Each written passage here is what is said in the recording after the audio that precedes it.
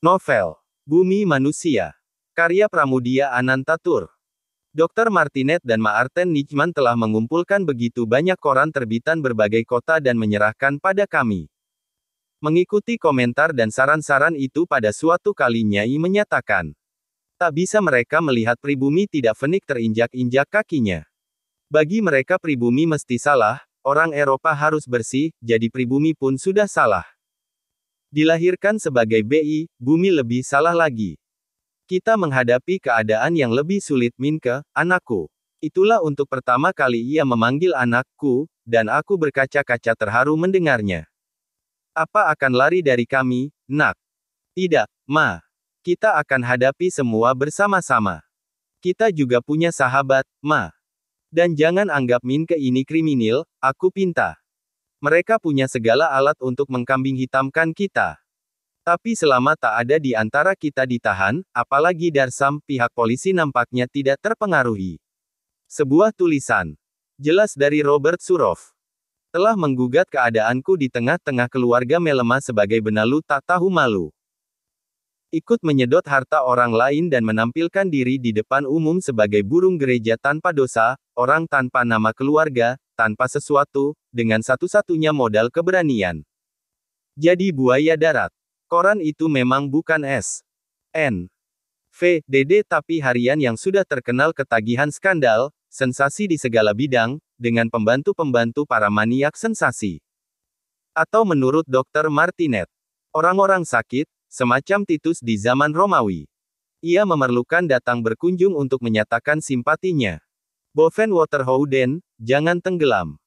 Biar apapun macamnya hiburan, biar dengan cara apa saja hati hendak diparami, tulisan itu memang memukul.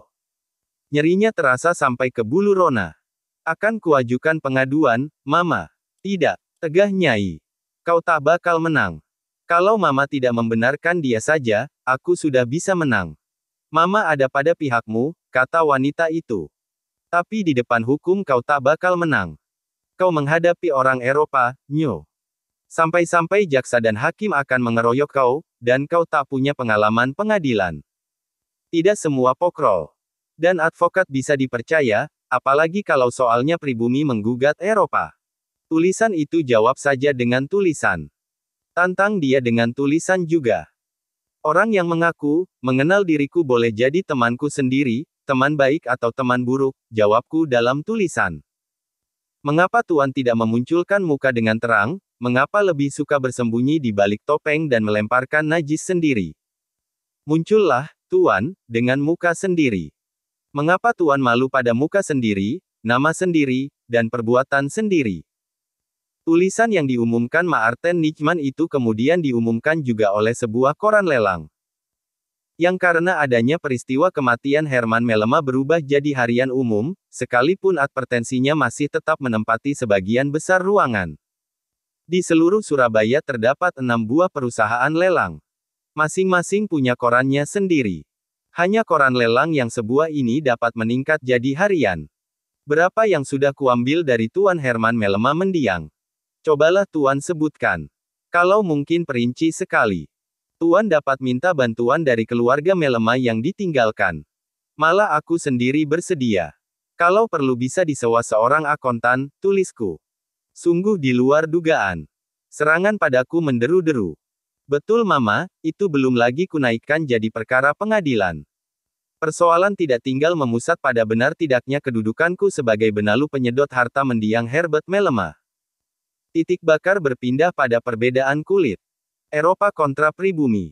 Koran kota-kota lain juga ikut menimbrung. Maka dalam 1 bulan penuh tak ada kesempatan lagi padaku untuk melihat pelajaran sekolah. Kesibukan sehari-hari. Melayani kejahilan orang.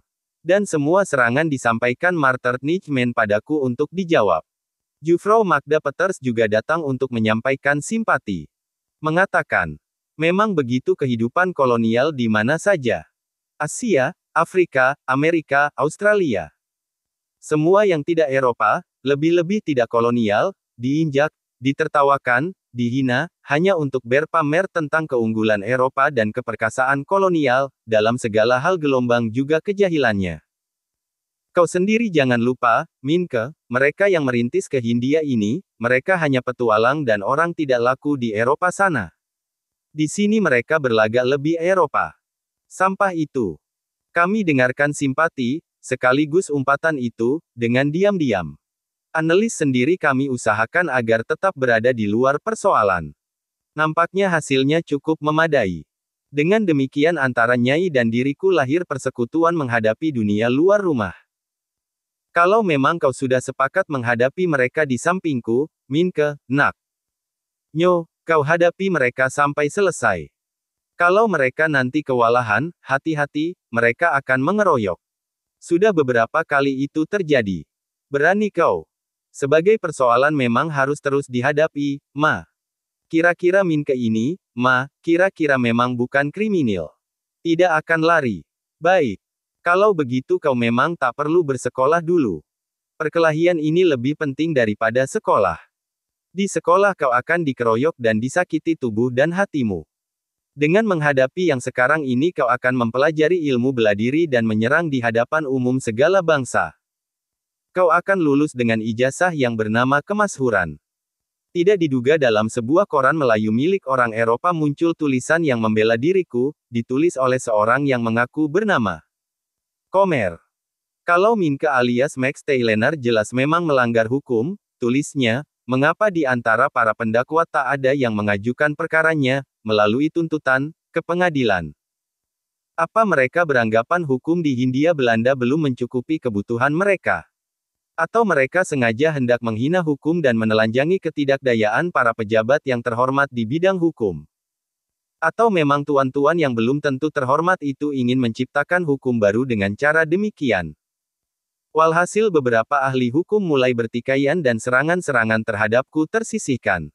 Dan ijazah kemasyhuran itu, yang dijanjikan Nyai, tak jadi aku peroleh. Nyai Ontosoro nampak tenang-tenang menghadapi segala kemungkinan. Dalam kesibukan luar biasa analis semakin menekuni pekerjaannya. Urusan dengan dunia luar rumah ia percayakan pada kami berdua. Dan dengan mendadak saja aku terakui sebagai satu-satunya lelaki anggota keluarga. Yang tidak syah tentu. Sidang pengadilan tak dapat ditunda lebih lama. Robert Melema dan si gendut tetap tak dapat ditemukan. Maka pengadilan akan menghadapkan Baba Ah Chong sebagai terdakwa. Pengadilan Putih, Pengadilan Eropa. Bukan karena Ah Chong punya forum privilegiatum, tapi karena adanya koneksi Tait Asteris sebagaimana aku ketahui duduk perkaranya di kemudian HN. Ia dituduh dengan sengaja dan direncanakan telah membunuh Herman Melema baik secara perlahan-lahan maupun secara sekaligus. Mungkin ini sidang terbesar di Surabaya selama ini. Digalakan oleh arta dan pertentangan dalam koran-koran, penduduk Surabaya dari segala bangsa memerlukan datang untuk menyaksikan. Dari kota-kota lain dikabarkan orang pada berdatangan. Juga Abang Nyai dari Tulangan. Orang bilang pengadilan ini juga paling mahal. Tidak kurang dari 4 orang penterjemah tersumpah dipergunakan. Jawa, Madura, Tionghoa, Jepang, dan Melayu. Semua penterjemah adalah orang Eropa totok.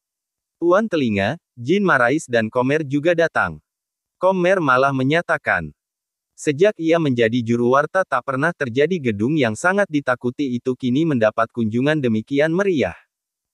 Seorang pemilik kantor dan koran lelang yang aku kenal juga hadir. Sekolah HBS Surabaya untuk pertama kali dalam sejarahnya tutup. Guru dan siswa memindahkan kiasnya di pelataran gedung pengadilan. Dr. Martinet terpanggil untuk jadi saksi ahli di bidang kedokteran. Baba Ah Chong menggunakan seorang pembela yang didatangkan dari Tiongkok, menggunakan bahasa Inggris. Dengan demikian penterjemah pun ditambah lagi dengan seorang. Orang bilang, ini juga sidang pertama di mana seorang Tionghoa diajukan ke Pengadilan Putih. Jalan persidangan pada mulanya berjalan cepat. Bahasa Belanda yang dipergunakan. Dari Baba Ah Chong memang sulit diperoleh pengakuan tentang motif pembunuhan sekalipun pada akhirnya ia mengakui telah melakukan peracunan itu dengan ramuan Tionghoa yang tidak dikenal oleh dunia kedokteran. Ia tidak mau mengakui perincian ramuan, hanya bahwa akibat daripadanya adalah si peminum kehilangan keseimbangan, sebagaimana telah dicobakan pada 10 orang pesakitan pembunuh di penjara Kalisosok. Mula-mula Ah Chong membantah bahwa ramuan itu bisa membikin kerusakan. Gunanya Hanlia untuk pengharum arak, katanya. Seorang Shinsei yang diajukan sebagai saksi ahli menolak keterangan itu dan terdakwa terdesak pada pertahanannya yang paling lemah, yang mengantarkannya pada pengakuan pembunuhan. Apa motif pembunuhan? Pada mulanya Ah Chong mengatakan, ia sudah jemu dengan langganan yang tak juga mau pergi selama 5 tahun itu. Tapi ia tak dapat menjawab pertanyaan, apa yang dijemukan selama langganan mendatangkan keuntungan. Dan mengapa pula Robert Mellema kemudian juga ditampung? Tanya jawab dengan Nyai Ontosoro telah membikin perempuan yang jadi bintang pengadilan itu menjadi merah padam. Ia tidak diperbolehkan menggunakan bahasa Belanda. Ia diperintahkan menggunakan Jawa, menolak, dan menggunakan Melayu. Ia menerangkan, rekening almarhum Herman Mellema pada Ah Chong adalah 45 gulden sebulan, yang selalu ditagih di kantornya oleh seorang pesuruh. Belakangan juga rekening Robert Mellema sebanyak 60 gulden sebulan. Mengapa Robert membayar lebih mahal? Karena, jawab Ah Chong, Sinyo Lobel cuma mau Maiko saja yang tarifnya paling mahal, dan untuk dirinya sendiri. Apa benar Maiko melayani Robert Mellema saja? Maiko membantah. Ia melayani siapa saja sesuai dengan perintah Baba Ah Chong, termasuk Baba Ah Chong sendiri. Apalagi karena Robert Mellema makin lama makin kehabisan kekuatan dan kemauan. Untuk memuaskan para peminat Maiko mendapat pertanyaan, apa selama jadi pelacur tidak pernah mengidap penyakit kotor? Saksi ahli, Dr. Martinet, menerangkan benar Maiko mengidap sipilis. Apa Maiko tidak menyesal telah menyebarkan penyakit di negeri orang? Ia menjawab, bukan menjadi kehendakku bila aku terkena penyakit. Penyakit bukan aku yang membikin. Tugasku sebagai pelacur hanya melayani keinginan langganan. Masih dalam rangka hendak memuaskan para peminat pertanyaan lain datang lagi. Siapa yang membikin penyakit itu? Dengan suara bening dan indah Maiko mengatakan tidak tahu. Bila langganan tertulari karena aku, bukanlah itu menjadi kesalahanku. Apa Baba Ah Chong pernah menyatakan kejengkelannya pada Nyai?